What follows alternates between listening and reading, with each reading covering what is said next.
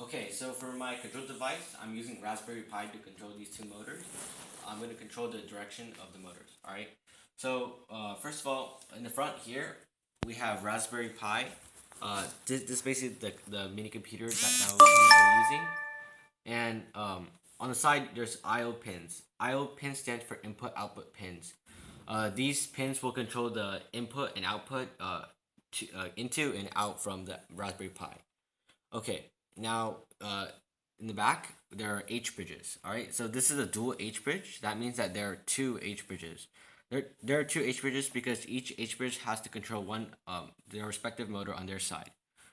Okay, and inside of each H bridge there are four transistors, and on the side there are two pins to control the current direction to the current to each motor. All right. Now over here in the software, the coding language we use is Python. Uh, Over here you can see that there's GPIO. That stands for general purpose input output. Basically, in the front here, that's talking about the pin number. Let's see, the pin number to help you figure out which pin you're using and which one you need to connect. All right.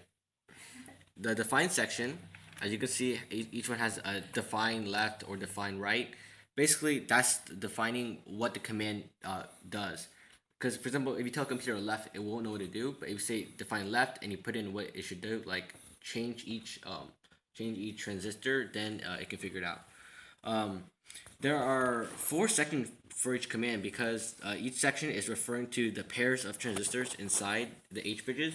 Inside of each H bridge, there are 4 transistors. They operate in pairs. For example, two of them are on and two of them are off. And basically,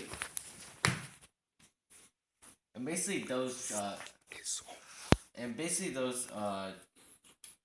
transistors are inside there. All right. And the true and false section, as you can see back here, that's referring to whether or not it'll let the voltage pass through. The transistor will let the voltage pass through.